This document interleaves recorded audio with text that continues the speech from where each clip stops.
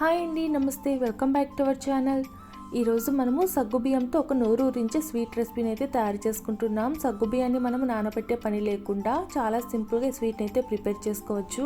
ఎప్పుడన్నా స్వీట్ తినాలనిపిస్తే మనం ఈ స్వీట్ని అయితే చాలా సింపుల్గా అయితే తయారు చేసుకోవచ్చు. నోట్లో వేసుకోగానే వెన్నలాగా కరిగిపోతుంది. చాలా టేస్టీగా ఉంటుంది. ఈ స్వీట్ని అయితే మనం ఎలా ప్రిపేర్ చేసుకోవాలి ఇప్పుడు మనం చూసేద్దాం. ముందుగా ఈ సగ్గుబియ్యాన్ని స్వీట్ మనం తయారు చేసుకోవడానికి ఇలా మనం ఒక కప్పుతో సగ్గుబియ్యాన్ని తీసుకోవాలి. ఇప్పుడు ఈ సగ్గుబియ్యాన్ని మనం ఇలా ఒక మిక్సీ జార్ తీసుకొని అందులోకి వేసుకొని బాగా మెత్తగా పౌడర్ తయారు చేసుకోవాలి.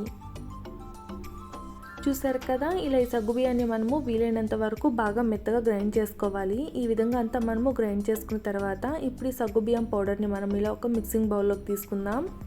ఇప్పుడు ఇందులోకి మనము ఏ కప్పుతో అయితే సగ్గుబియ్యం తీసుకున్నామో సేమ్ అదే కప్పుతో 2 కప్పుల దాకా వాటర్ వేసుకొని ఒకసారి అంతా బాగా కలుపుకోవాలి. చూసారు కదా, ఈ విధంగా అంతా కలుపుకొని కాసేపు పక్కన పెట్టుకుందాం. ఇప్పుడు స్టవ్ ఆన్ చేసుకొని ఇలా ఒక పెనం పెట్టుకుందాం. ఇప్పుడు ఇందులోకి ఒక 3 స్పూన్ల దాకా నెయ్యి వేసుకోవాలి. ఇలా ఈ నెయ్యి మనకు కాస్త కరిగి హీట్ ఎక్కిన తర్వాత ఇప్పుడు ఇందులోకి కట్ చేసి పెట్టుకుని జీడిపప్పు పలుకులు వేసుకొని ఒకసారి అంతా బాగా కలుపుకొని మంచి కలర్ వచ్చేదాకా ఫ్రై చేసుకోవాలి.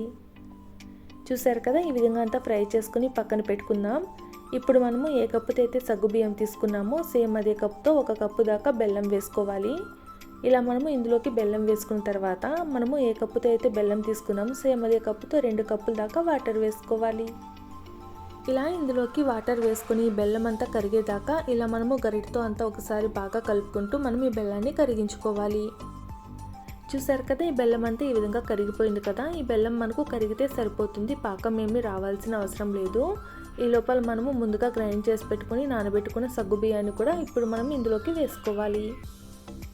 చూసారు కదా, ఇందులోకి ఈ సగ్గుబియ్యాన్ని వేసుకొని ఎక్కడికని ఉండలు లేకుండా ఈ విధంగా ఒకసారి అంతా బాగా కలుపుకోవాలి. ఇలా ఈ స్వీట్ని మనం తయారు చేసుకునేటప్పుడు మంటను స్లో ఫ్లేమ్లో పెట్టుకొని మనం ఈ స్వీట్ని అయితే ప్రిపేర్ చేసుకోవాలి.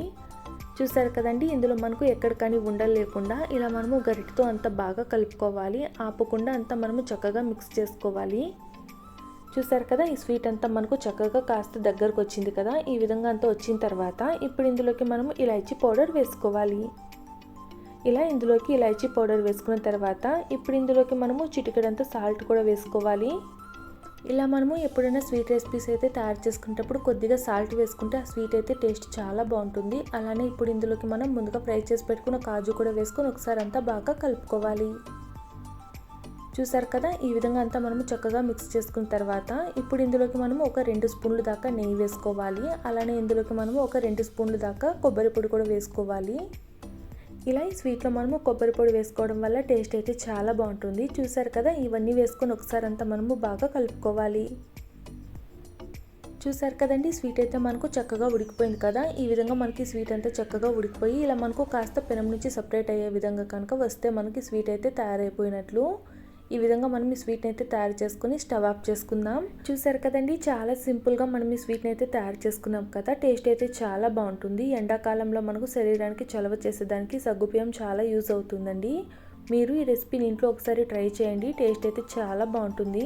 చూసారు కదండి, ఇలాంటి మరిన్ని రెసిపీస్ కోసం ప్లీజ్ నా ఛానల్ని సబ్స్క్రైబ్ చేసుకోండి, అలానే లైక్ చేయండి.